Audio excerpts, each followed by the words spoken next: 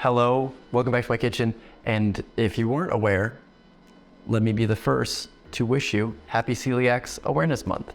I don't know why they chose May, but it's kind of a weird small world situation because I was diagnosed with celiac in May, and I also have my birthday in May. So May is kind of a very important month to me, you know, to my core personhood.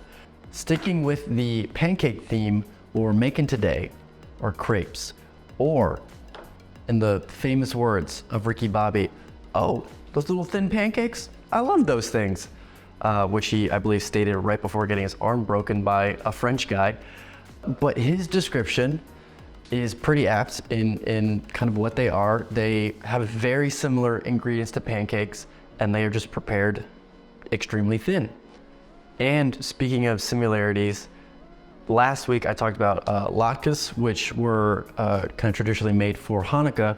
Crepes are also traditionally made in France for Candlemas. I don't know if that's how you pronounce it, but it's a holiday that occurs in early February, which is pretty similar to kind of the American holiday of Groundhog Day, in that it's a celebration of the transition from like winter to spring. And they talk about like the kind of imagery of the golden circle of the crepe representing like the sun and also like the circle of life.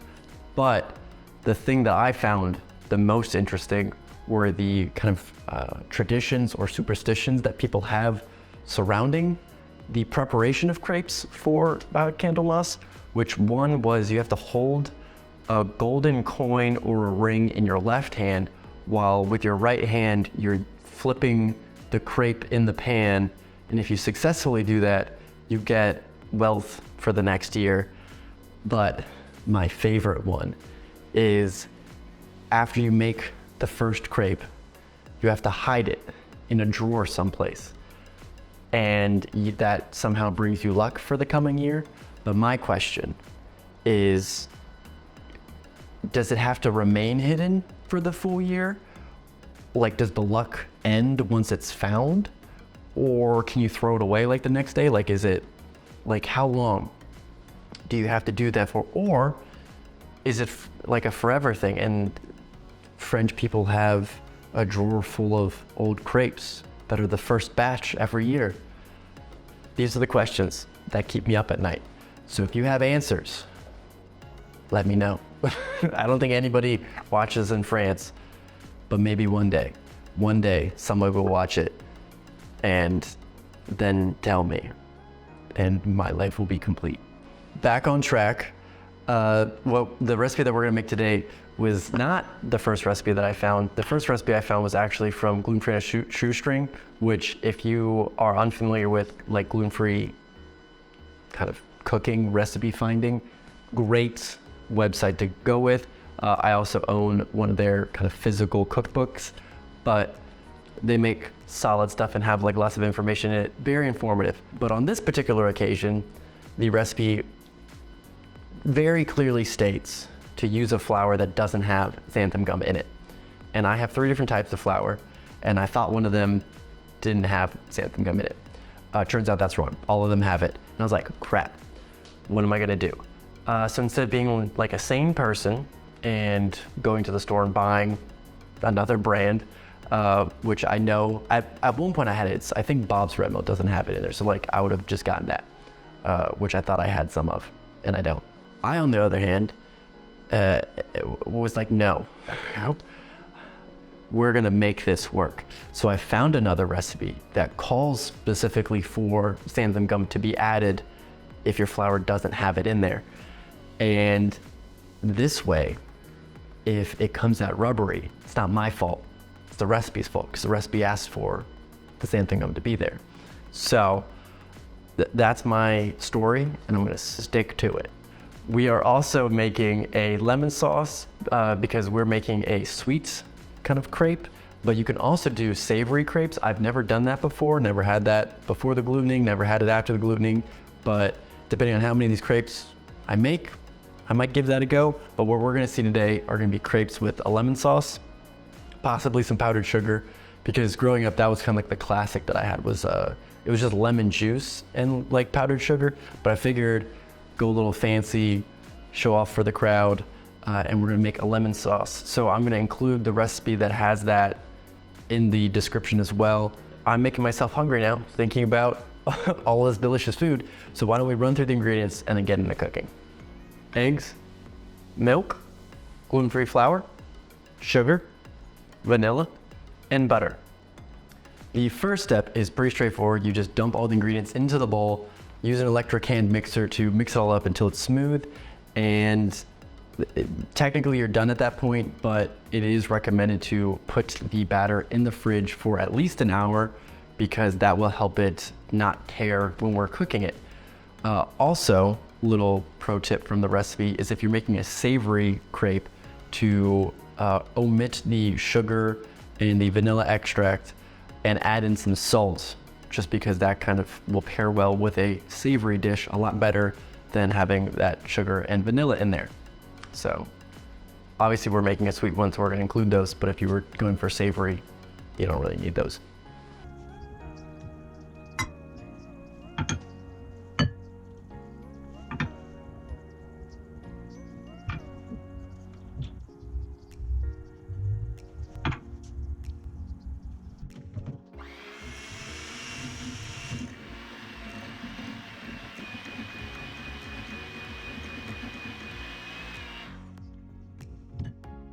The next step is going to be to cook the crepe. So we need a nonstick pan that we're going to then spray some cooking spray on, then add a 1/4 cup of the batter and swirl around so it evenly coats the pan. Let it cook for about 30 to 45 seconds, flip it over, and then another 30 to 45 seconds, and then you're good to go.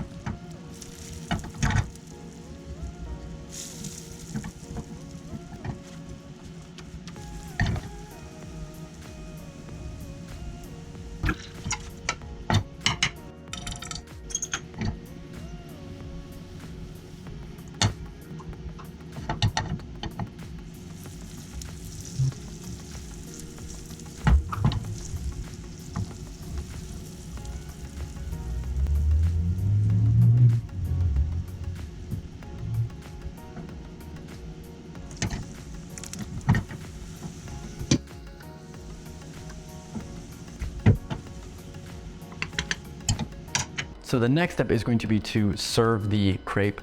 And to do that, there's like, you can make a lot of fillings, you can make different kind of toppings, stuff like that. Very versatile, kind of blank canvas is what I like to kind of say for a recipe like this. But what we're gonna do is make a lemon sauce to kind of go over top, and that will be kind of the crepe style that we're going for today.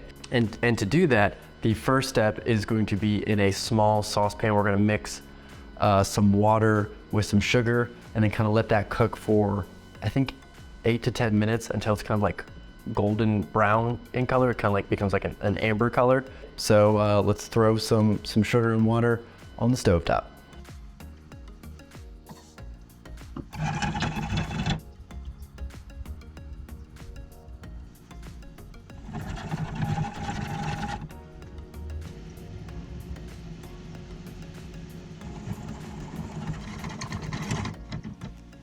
And now we want to remove the kind of sugar water from heat, add in the lemon juice and the remaining water, stir it with a wooden spoon, and then add in the lemon zest as well.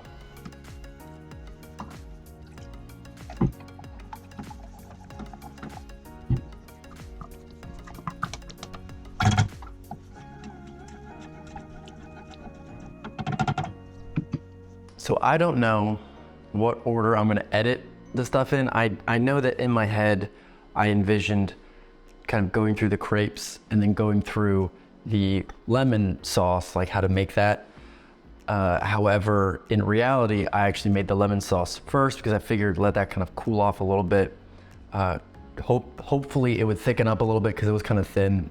It didn't really do that. And I made the crepes second. So these are kind of still warm just off of the pan. And then another little kind of peek behind the curtains of how I do things.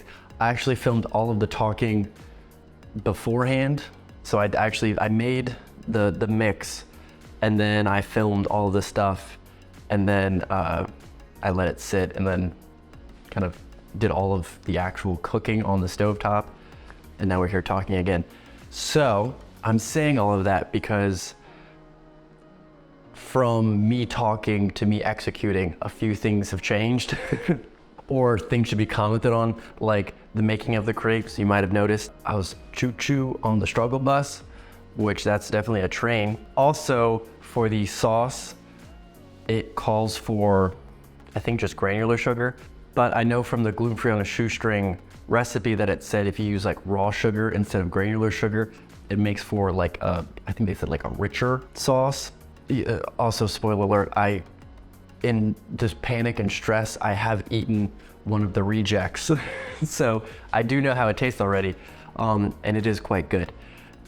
But it does create a bit of a difficulty in that you're going for a golden brown color with the sugar, because that's how you know it kind of is like caramelized a bit. But raw sugar's already kind of golden brown, so you really have to kind of eyeball it. I mean, I just turned on a timer for, I think it said like 8 to 10 minutes, so I just did 8 minutes and called it good. It did seem to boil or like bubble a lot more, so I was constantly swirling instead of, the recipe says like to occasionally swirl. But that's all kind of that stuff. The crepes themselves gave me a bit of struggle with the pouring and swirling aspect. So this would be a recipe that might be helpful to have a buddy, like you're cooking with somebody, because you kind of want to do both of those actions with your dominant hand. But the batter, I think, was too thick. It didn't really spread out. Like I had to pretty aggressively swirl, so like a lot of things just became like globular arms of the crepe. The technique that kind of worked out was if I used a spatula to just try and, you had to be very gentle though. So a lot of the rejects were because I just tore the crepe open, but to try and like spread that batter around with the edge of the spatula. This definitely is a recipe that is simple in preparation, like making the batter, all that stuff, easy peasy. It just requires some finesse in the technique of like actually cooking the crepe. So overall, not too bad. I'll definitely make these again. It's not simple, so be prepared for that. I mean, it was a fun process in and of itself. So I've kind of forgotten my heart rate from that. Let's see, it is at 90, and my average heart rate is typically at like 54. So it's almost doubled from this experience, if that'll tell you anything. Which, yeah. So why don't we give one of these a taste test, and if I remember any other ramblings to kind of throw at you, I will give them to you with a slightly full stomach. I do think that these are a little bit thicker than an actual crepe should be, but what are you gonna do? Oh, that also reminds me, for the cooking, I did say cooking spray, and I pretty quickly pivoted to using coconut oil, which I found to work a lot better. So I'd say coconut oil, and if you don't have it, probably butter, but I think butter has a higher burning point. So another thing you might be able to do is if you turn down the heat a little bit from the medium, that also might help, because then you'd have a little bit more time to work with the batter versus like the second it touches the pan, it automatically starts like burning. So a lot of little tweaks that I'm gonna be trying for the future, but unfortunately, you have seen my first attempt, which hopefully is my worst attempt. Ideally, I'll just get better from here. Now, let's take some of the sauce and drizzle that on the inside. Kind of get that all even all over the place. A filling would also be pretty good. Like if I had some like heavy whipping cream and kind of, whip that up, put that on the inside, that would be pretty tasty. But a lot of possibilities with crepes. So the world is your oyster. Now, You might be wondering, why do I have a teapot here? So if you have one of these, which have a nice little tea leaf strainer built, well, not really built in, but that comes with it, you can use this to put powdered sugar on stuff. So if you put a little bit in and then you just shake it, you got nice powdered sugar going. And you can kind of make this more like individual sizes, and you just kind of add it as you need it, and you're good to go. So you're not dirtying a big old thing, you're just dirtying this small little thing, which is much easier to clean. And let's give it a taste and see how that goes. You definitely taste the lemon and kind of the caramely sugar from the sauce. And the crepe, I mean, it's very similar in flavor to a pancake. So if you like pancakes, you're gonna like this. It just allows for a more interesting way of conveying food to your mouth, in that you can like put fillings and stuff like that. With this, I feel like I've said a lot of the information kind of before I did the taste testing on, it's simple to prepare, but the actual making of the crepe itself is where the skill kind of is required, which even without that, like the rejects are still gonna be as delicious as this one. It's just not gonna be as like picturesque.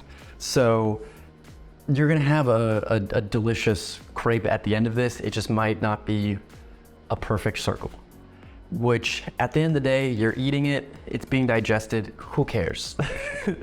Go make it, go give it a go, and tell me what fillings you put in it. Did you make it savory? Did you make it sweet?